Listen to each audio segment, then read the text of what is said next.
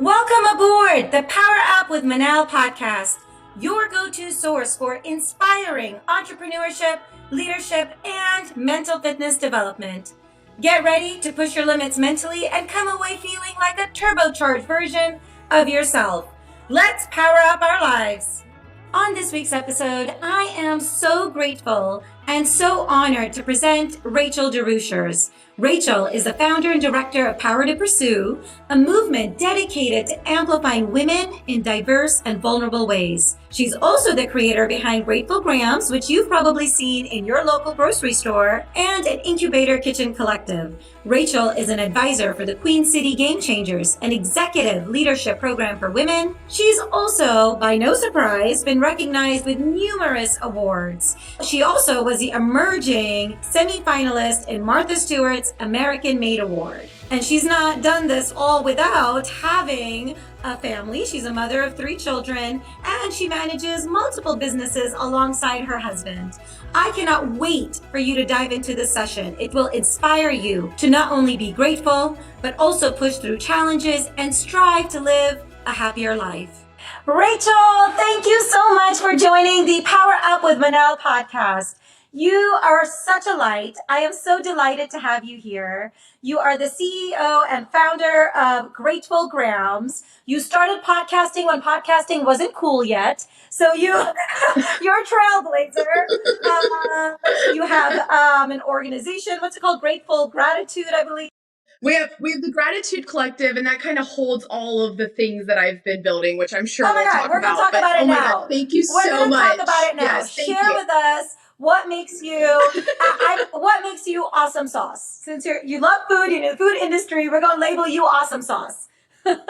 We are doing all of the things. Like, seriously, I say that I'm a serial entrepreneur. I started a company in 2010 called Grateful Grams. We make graham crackers. We've always said, though, that we're a gratitude company that makes a cookie. We're not a cookie company that talks about gratitude. And so from there, I built the Incubator Kitchen Collective. It's a nonprofit shared use commercial kitchen space that supports food entrepreneurs just like myself. We have a new project under that umbrella called Good and Local, and it's a wholesale food show.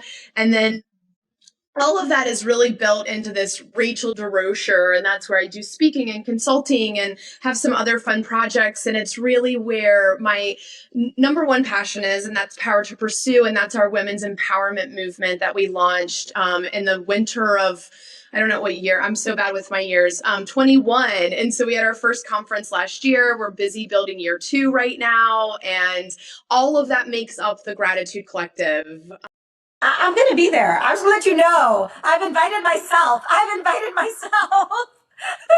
It would be an honor to have you. We just announced our keynote, Eve Rotsky, who wrote Fair Play. Have you seen? She is like shifting the mental load for women across the country, and we're super pumped to have her. The feedback's been phenomenal. She's a Hello Sunshine Reese Witherspoon book club author. Yes. And we are pumped. Oh my God, that is a good reason to be pumped. That is so exciting. So, okay, tell everyone why you started Grateful Grams, because I love the story. So I believe truly my core Rachel DeRuchers' mission is to spread the message of gratitude and build community. And so I was working in marketing, lost my job, stayed home for a year. And I joked that was the year that all my laundry was folded and put away. And like, I was like that stay-at-home mom, all dinners, I was nailing it. And I also was like, this is not bringing me that much joy, right? So I'm also a mom of 3. And when my daughter, who's my middle child, was born, she's my only girl, there was just this very big reflective moment of I can sit here and I can go, the world is your oyster, like go do anything. And then I was like, but wait, what am I doing? Like, how am I putting that practice in? And so, she was born in November of 2009. That February of 2010, I called my husband at work and I was like, hey, babe, I think I'm going to start a graham cracker company. And he was like, okay, let me know if you need anything. Like,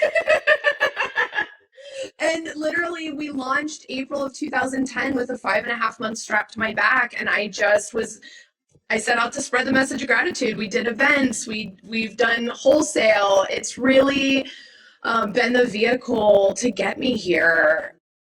That is so cool. like beyond cool. Thank you. And so inspirational. Like, what do you tell others when you meet them, other women or even men? And this is really agnostic, a parent. When they have, especially 3 kids, like I couldn't imagine. Like I have 2, and I was like, wow. It's a job, right? Well, I think it goes back to the thing is that that's why I love gratitude. It doesn't matter who you are, what you believe, what color your skin is, what your sex is. Like gratitude is for all of us, and it's one of the most powerful tools that we take advantage of that is at our fingertips. It doesn't cost you anything. It doesn't take anything away from you. And really, it literally is as simple as reflecting at some point in your day, what am I grateful for today? And taking a moment to ask ourselves that question. I would not be here building businesses if I did not have that practice. That practice has gotten me through investor fraud. That practice has gotten me through burnt cookies. That practice has gotten me through, being a solo entrepreneur and trying to build really big things. It's gotten me through, lack of funding. I mean, it doesn't matter. It has been there as a focal point to say, keep going. I agree with you 200%. And it's so easy in life to kind of miss that boat. It's so like it seems so simple, but so many of us do not practice or do not reflect on what we should be grateful for. And I think you nailed it on the head when you start changing the dialogue, because it's a mindset shift. When you start changing that dialogue and realize what you have in your life and the blessings that you have, it changes the way you're thinking about what you potentially can do, how you can approach situations, how you can rebuild yourself if you're in a place that's maybe feels unbuildable, right? And nobody's perfect. Like, I bet nobody's perfect. There had to be moments where tell us about, because a lot of people are facing this today, right? Mass layoffs. You've kind of been down this road. You have children at home. What goes through one's mind, and how did you persevere through it? Because you became Superwoman after it. Again, I had a gratitude practice, my gratitude muscle. When I got let go, I literally said to my husband, like, this is going to be the best thing for us. Because again, like, I believe that it's all divine. Every hill I have fallen down has gotten me here, right? And gratitude brings that. So gratitude goes, oh, wait, you just lost your job. And it's that and that we just push straight through life with. And I want to stop and go for the and. I want to go, and I have a roof over my head. And I have a car that I can drive. And I have food in my refrigerator. Oh, wait a second. I have like a cup of warm tea. Like, it is those simple micro moments that actually help you. We're so focused on this big and doing big things, but literally it's the cup of tea my husband brings to me every single morning when we start our day that like is why I want to go out and do that, right? Like, I have gratitude for that. And someone said, is it bad that it is repetitive? And I said, no, like, I would be sad if he didn't bring me tea every day, right? Like, I don't want to lose gratitude for that. So it doesn't work like that. Again, we want to control it. We want to bring it into this thing, and that's not what it is. It's for us to say, and. Well, that's because we're so preconditioned. We're so preconditioned with, and just let's take the example of your husband, which will derail from, a business for a second. This is now the lunch show with Manal and Rachel. No, I love it. And he works with me. He works alongside me. Because he got let go as well. And I remember the day he called me and he said, Rachel, I just got fired. Again, it was all corporate transitions, companies getting purchased. And literally I said, this is going to be so beautiful and divine.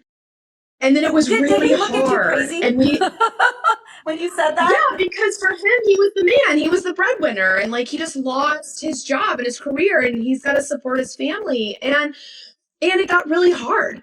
It was really hard for us. Because we had a brand new business, and then we had a baby. Oh, wait. And then we were having another baby. Our littles are 18 months apart. And so But you know what? We held on. We had that practice, and now he's full time. We're with me. He joined the businesses in 2018, and he grows them right alongside me. Oh, I love that. I love that.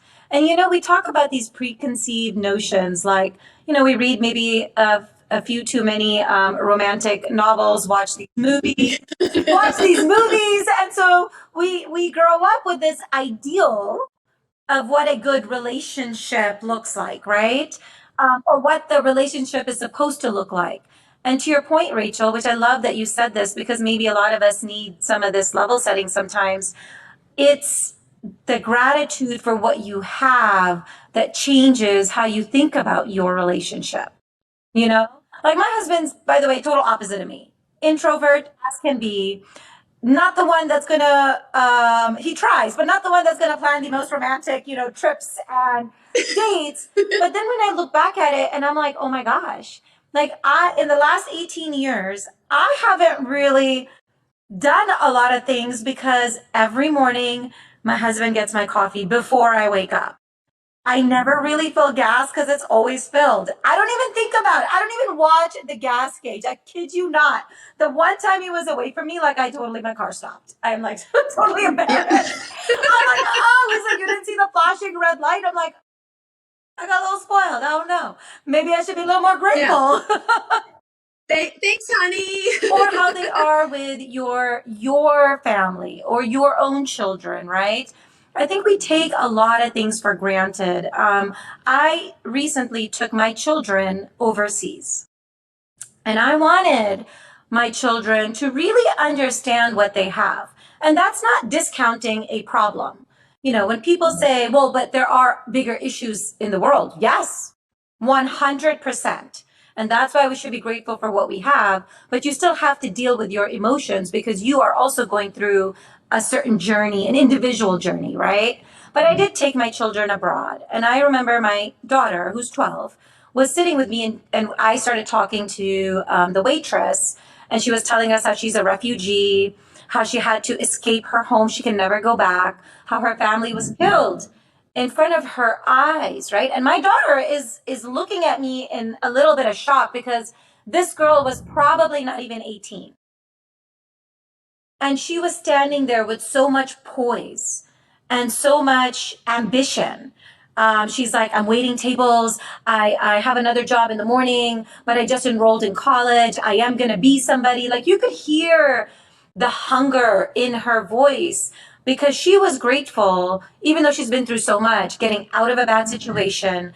And she really, it is like, I think that hopefully it really changed the way my daughter thinks about things also. Because, they get a little spoiled. They're in a first world country. My kids live in a very comfortable suburb, there's no traffic. There are no challenges. They have their own, of course, challenges, but it's not like a challenge. They know where dinner is coming from. Yeah. Yeah. You know what I mean? Like, and so being grateful is so undervalued. Yeah, I think so. And I think that people think that like they don't know how to do it. And I just have a hard time thinking that we as human beings don't know how to say, I am grateful for, oh, wow, right? Like I've got a blanket, I have heat, there's running water. Like I am in awe that I wake up and I have breath in my lungs, right? Like I just like that humbles me to be alive. Like how incredible, like we're in this moment right now with the technology and the access to people all over the world, and we can bring ideas to life, and we can, right? Like, wow, how does it, like, what else do we need? Yeah, true. That is true. That is 100% true. How do you instill this in your children? How do you instill it in your home culture?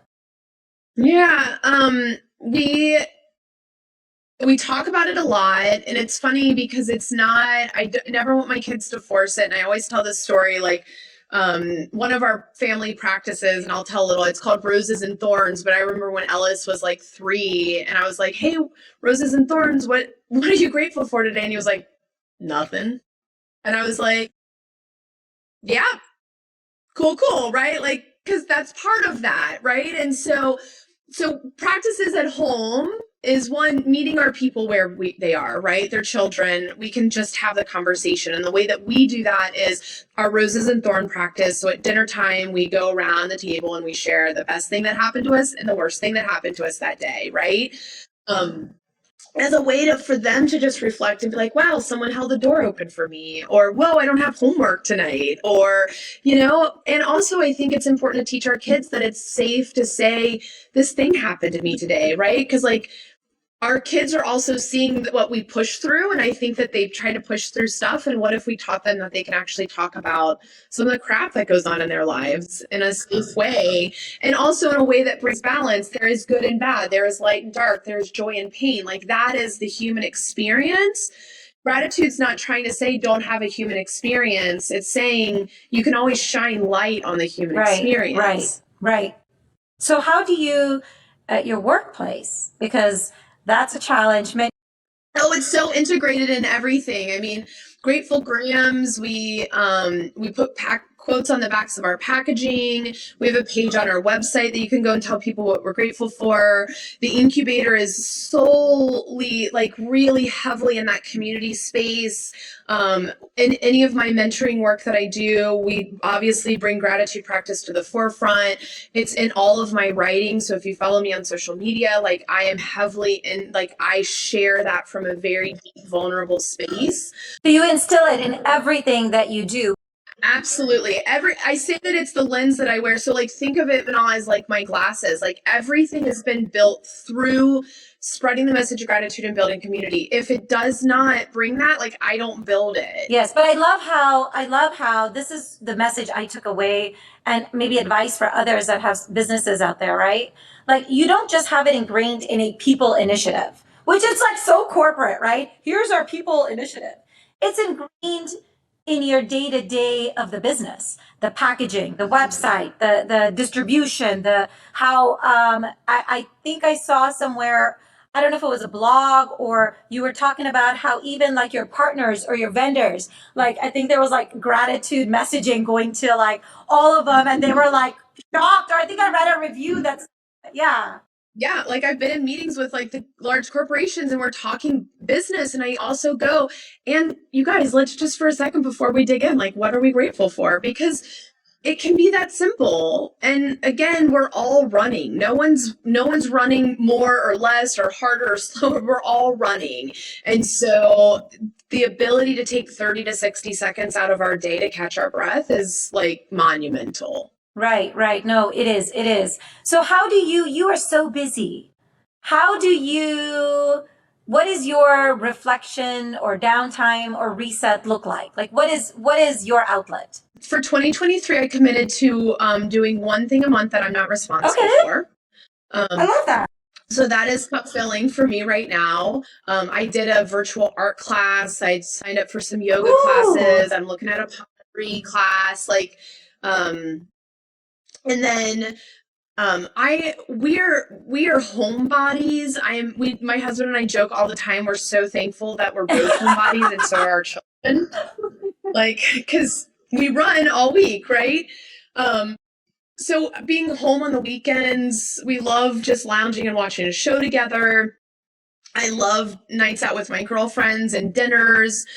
We host a lot of things here. So I probably host something once a month in my home, whether it's a poetry reading to birthday parties to women gatherings. And because that's cup filling it. It's my exhale to just be with my people in the safest space for myself. And so all of that kind of just weaves together. Some weeks I do really well and other weeks are a shit show. My meditation practice has been fantastic the last 2 weeks. I love morning pages. I would highly suggest you reading The Artist Way. It is for everyone. It is not for creatives. I think it's for the whole, and it's just a really beautiful practice that is an easy one. So all of that, and I drink a lot of water. I know that sounds really silly, but it's probably one of my best self-care practices is by getting a gallon of clean water in a day. I feel so good. Rachel, you It sound like impacts Manal now. energy. You're doing meditation, you're drinking See? a lot of water. That's it. Like I like that. There's the keys, right? Like we don't need all of this stuff. We need to like just listen. Like, and I think we're all dehydrated humans. I think water solves a lot more problems than we think. It's interesting how like the smallest things have the biggest impacts. Seriously. Like it's so important, especially as we age and you're dealing with years of like toxins that you're trying to balance your body with. But when you are in balance, right? That's why yoga, I mean, I'm a big yogi, but when you holistically are in balance, you do walk a different walk, think a different thing, right? Have a different sort of energy about you. And I think that's important. I mean, contentment is important. And I had a wonderful mentor. I remember on my 30th birthday, I had probably, I mean, I've had a few mental breakdowns, but this was huge. This was huge. Okay, we're talking about like, Yeah. I had my daughter, I have a toddler, I was managing about 400 people at a large financial institution. And in order to get promoted, in my mind, I just thought I had to go do my MBA and it had to be at that moment. And I went and did my MBA. All in one. Like I didn't even like think, I didn't even hesitate. You know what's scary? I didn't even hesitate. And I realized, before, I used to be very prideful of that story. And I used to tell it. And I'd be like, look what I did. And then I grew up and I was like, oh my God, what the heck was wrong with me? What was wrong with me? I literally took myself into a swirl. And I didn't even realize it because I was so busy, of deep down, almost like emptiness. I was empty. I was like a machine that was just going. I didn't stop. I didn't breathe. I didn't reflect. I used to say this saying, which is very horrible. Who needs sleep anyway? What do we? Yeah, of course we need sleep. We are a human, and like very horrible. Like the things that now I'm so embarrassed of some of the things that used to come out of my mouth. But I had a coach, and he told me at that time, or more of a mentor, and he was like, Manal, what does your silence sound like? I was like, what do you mean? He goes, what does it sound like? When there's nothing, zero, no noise. And I tell you, and that was when I got into meditation. And the first day I meditated, I realized I wasn't on the right path because I literally, I think, cried for an hour by myself because it was all bottled. And this is why we face anxiety and depression and burnout. Like it's so real. Yeah. And I think and we're conditioned.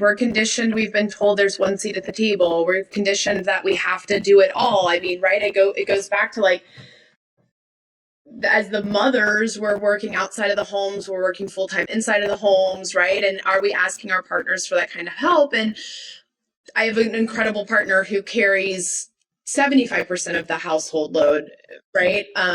But I think it goes back, and why I'm so committed to growing Power to Pursue is to finally like create a space for women where these conversations can come to the forefront, because that's what we're seeing is we're all thinking it, we're all feeling it. No one's really talking about it. No one's telling us how to do better. I mean, I think that's even why I'm excited to have Eve come in for the summit, is that she has a system and it is working to help shift the mental load, and that creates access, that creates equity. Like that's a game changer for us who wear the badge of like, I can do it all, or look at me, I'm doing everything. Like, and I will tell you, I get anxious when people ask me what I do. And when I do an introduction, I will speak very quickly through all of the things that I'm building. And it's not from a sense of like, I'm so proud. It's from that sense of like that oh my God, you're so busy. How do you do it all? Oh, and that's not what's happening, right? Like, one, I have a team. Two, there's stuff that's not getting done. Oh, right? Like, let's just, like, Let's be there's real things about that it. aren't Right. getting done properly. Right. And so there has to be fluidity, and we have to be able to talk about it. And I am actively going, yes, I know I have too much, and I'm building different systems right now that it's been lifted to say, okay, here are the team. But that just takes time. And I think sometimes you just have to keep pushing the boulder up the hill, and I'm finally at a spot where, like, I'm resting with the boulder, I'm not pushing, and I'm going, cool, now I can bring people in and they can help me push the boulder the rest of the way. But I think that's also part of the entrepreneur journey, is when you're going into a business for yourself, you have to all of a sudden learn how to do every single thing. You have to be the janitor and the bookkeeper and the owner and the sales force. Like, and it takes time. Anyone that is an overnight success is, one, not telling the truth. There's that 12 to 10 to 13 years of back end work that's taking place. And so I encourage any of us who sees these people overnight and are like, oh my God, look how great they are. Like, ask their story, because something happened inside of that decade of growing businesses that revolutionized them, that helped them keep going, that, like, pivotal. And if they share that, it gives us all hope and keep going. Right, right. No, I 100% agree. And that's the problem, right? Because we read sort of these success stories, the how people broke through the matrix and, made it, right? But there's a lot that got them there, right? There are moments that are not talked about. There are deep, dark moments sometimes, right? And you don't see those. And I think it's important that people start sharing it and talking about it. And this is why, your organization, podcasts are bringing out, right? Because individuals are sharing the good, the bad, and it's almost like at some point in our life, I don't know why, if you were a business owner or a leader, it was like taboo to talk about when you were not perfect, or when you did make a mistake, or when you were vulnerable and had emotion, or you were, stressed to the point where you couldn't make a decision. It's better to realize, like, hey, I'm not in the right mindset today. I am going to delegate this. Team, can you guys help me? Today I need help, right? Solution this problem, see what you guys come up with, and let's reconvene tomorrow, right? That in the long run has so much more impact than just plowing through. Just plowing through. And that dialogue needs to change. It's so important. You hit it. So tell us a little bit about Power and Pursuit. Is that what it's called? Power to Pursue. So tell us about this. Yeah. How is it organized? How do women join? What's the what? So you can go to our website. It's powertopursue.org and read all about it. But we launched it here in the greater Cincinnati region as a women's empowerment movement, creating a safe space for women to be seen, heard, and loved in. I don't need to build a networking conference. I don't need to build a business summit. I need to build a space for women to just come and show up in. And then we build this incredible, beautiful story together, right? And so the conference is in May. It's May 5th here in Cincinnati at the incredible, beautiful music hall. We will have over six breakout sessions taking place that day. All of the women attending will be able to pick the 2 they want to attend. You get a headshot, you get boxed lunch. We have an incredible VIP experience, and we joke like these are the best swag bags in the world. Like, they're really legit swag. And then we'll do some panels. We've got an embodiment workshop. We've got a woman who will do meditation with us to get us all present before we start the day. And my goal and intention is that women come and show up and receive. They feel like they're part of a community. And it's really incredible. Procter & Gamble's our presenting sponsor on this project. So it's really phenomenal that corporations are really coming out of the woodwork saying, we see you and the work that you're doing and we want to support it. And through that, we've launched a program with a local brewery here, which is kind of cool, Mad Tree Brewing. We do a monthly event called the Ascending Women event series. And then I am working with P&G on a project called the Queen City Game Changers, and it's a women's leadership group. I got to find that right word. But basically it's a 4-act series where women from across our region are coming together to get executive coaching and training. And so I'm an advisor to that, and I kind of rep the entrepreneur side. And so it's really cool. All of that is now part of this Power to Pursue group and community that I'm building, and we're talking about next year. How do we get to a 2-day conference so that we can start bringing more people like yourself in from outside of the region and building this at a national level? Because I think women across the country need to know what we're building and to feel like they can be part of it. So it's really cool. I'm really thankful, and it's a dream come true for sure. I love 2 things. One, regardless of what it is, right? If we take away what you're doing, which is incredible, you can hear the passion, and I think biggest piece, almost like self-realization of your passions in your voice. That is critical, because I think we approach things as a job, a task. But when you go for things that you feel like you are really meant to do, it's integrated in your life. And it's such a shame how we were conditioned to like have work and life, right? And even life was compartmentalized into like, you're a mom, you're a father, you're a, I don't know, daughter, blah, blah, blah, blah, blah, right? Like all these compartmentalizations. But life is holistic. It is your circle. And because of all that, I think segmentation, we forgot to bring it together. And when you do and make it everything is integrated, right? I feel like it changes a lot in how you approach life. And I know I'm working on that, and it's made me, I think, more at peace too. I am okay with being a heart-centered creator, and I have had so many doors slammed in my face. I've been told that I don't belong. And, right, there's that and again, like, and I kept showing up for myself. 13 years ago when I joke, like, we literally made a brown square, right? Like, that was my cookie. It was a graham cracker. It was a brown square. And to take this brown square and now be building a conference and impacting thousands and thousands of women, like, cool. And gratitude's been my light, right? I just keep following that, and this is how it unfolded for me. So do you have grams and you have gratitude? Do you have a tattoo of the letter G anywhere? No, I don't, not yet. Not yet. I love it. Not yet.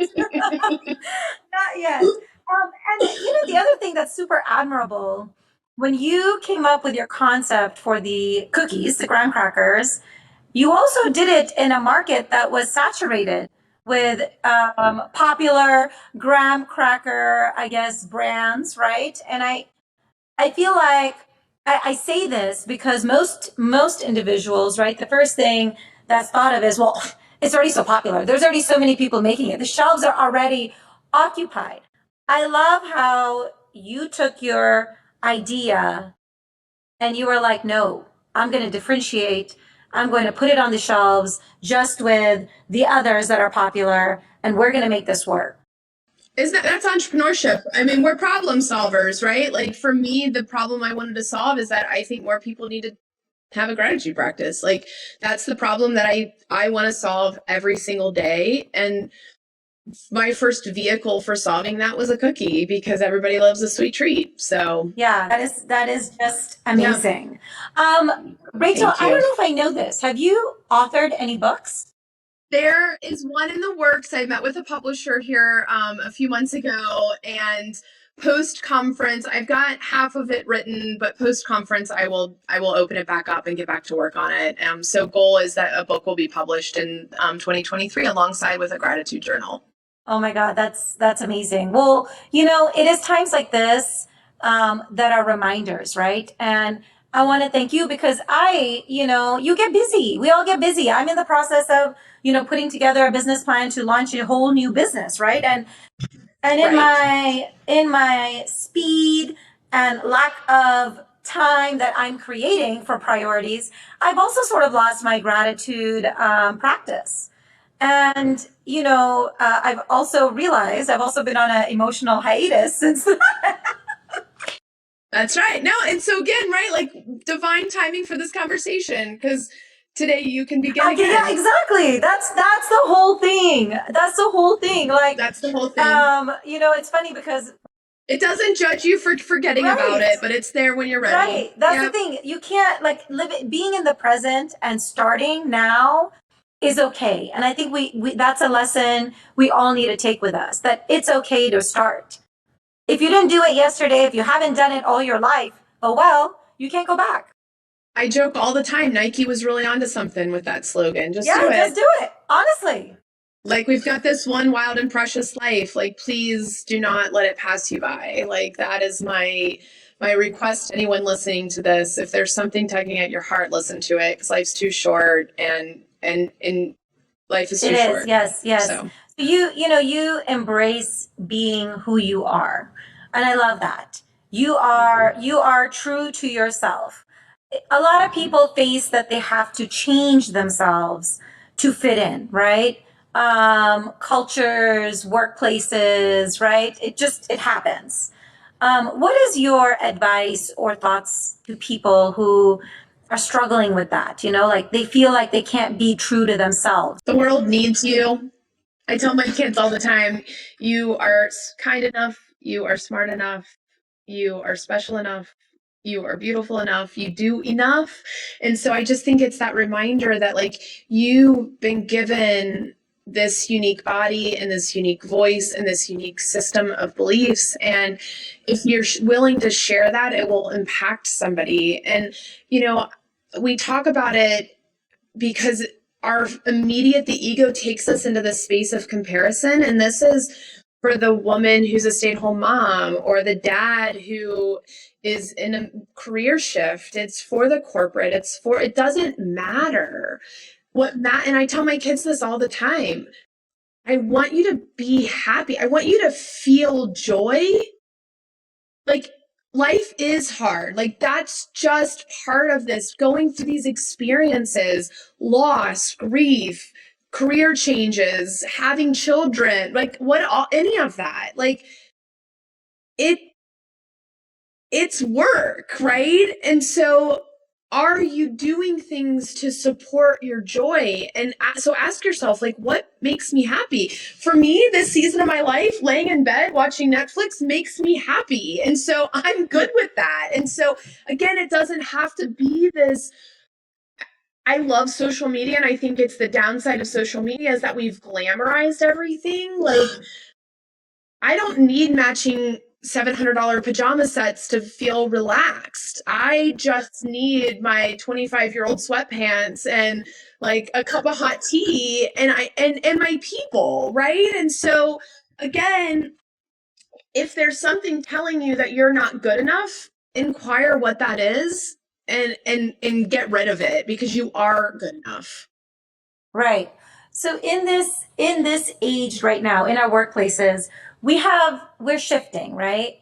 And leaders who have led very powerfully and been influential in offices are not talking about this, but they're struggling because now their teams are remote, and bringing your influential human self in a remote environment is a little more, I would say you have to be more purposeful, right? Because you're no longer walking in a room, right? You're no longer, getting everybody together for a quick huddle, right? Like, things are changing. You do this really well. Do you have advice for, all these corporate leaders who are struggling with this. Well, I think it's even this, like, I buy the fun these glasses make me happy, right? I have neon green frames, and like, so I think there's ways that you can shine and bring who you are to the forefront. And if you're being judged inside your workspace for the sweater color you chose to wear, I think there's a bigger issue, right? And so, like, again, are you happy? What makes you happy? Be it one of my dearest friends just ordered Wonder Woman glasses. She works in the corporate space, and she's on, right, again, she's like, these make me so happy. Like, I love wearing them. Wonder Woman is her, like, hero. And so, like, permission given that and I think the more that you allow your authentic self to show up in those spaces, you actually can do more impactful work, because you're actually there to do the job versus they're going, am I good enough for this job? You've already got the job. You're good enough. And if you're in an environment where you cannot bring your authentic self, then while you're there, you have to also run a side rail to figure out, okay, where do I go where I can be? If you can't change it, you have to shift, right? And I think that's a mistake a lot of us made. I also thought I had to conform to a certain look, feel, the way I approach leadership, in a very, sort of inclusive world, right? Like, you couldn't really bring your whole self to work. I couldn't even wear my natural hair to work, girl. Girl, they were like, who is this Shakira up in here? Like, it just didn't bode well. And I remember, like, I just would not go to work with my curly hair. Like, I almost had PTSD on having my curly hair. I should have embraced my inner, like, diva. And I think that's something, I think that's a blessing of the pandemic. I think that women, and I think just humans across the world, are finally going, wait a second, this is who I am. And I see that shift of people finally feeling safe enough to be in their skin. And again, like, I can't really speak on that, right? So I am super grateful for the people that share these stories of triumph, of uncovering. And I've gone through my own iterations of being confident enough to use my voice, or being confident. I went through I can only wear black clothes because that's what it looks like, right? And I'm like, that's not who I am. It actually makes me really sad. It does me too. And so, like, I want to wear. Too.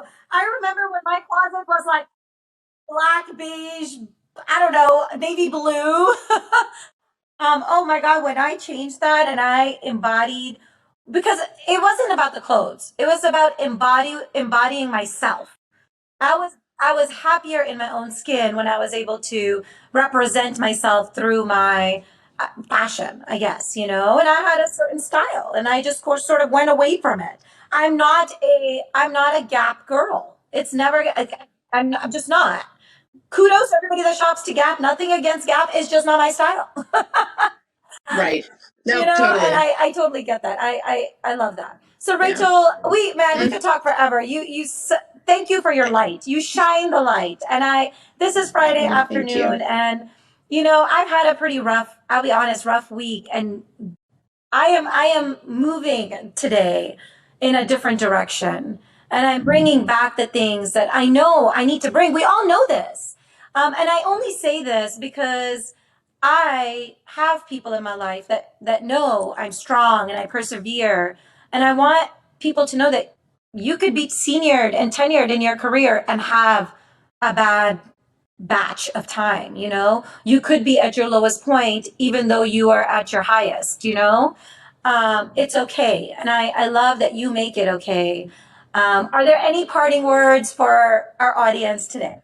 No, join us. Follow us on Instagram and social, Power to Pursue. I'm at Rachel DeRocher, and come be part of the community we're building. It's been an honor being here with you this last hour and chatting it up. So thank you so much for having me. Thank you, Rachel. Next time I see you, I want that G tattoo. Okay. Thank you for tuning in. On each episode, we will continue to bring on successful, dynamic individuals to dig deep and share stories that will inspire you to power up your life. This show is packed with unrivaled storytelling and no reservation advice. Tune in now by searching Power Up with Manal wherever podcasts are found. Please show us just a little bit of love by leaving a review and hitting that subscribe button. This helps our small production get reach and voices heard globally. Let's power up together, baby.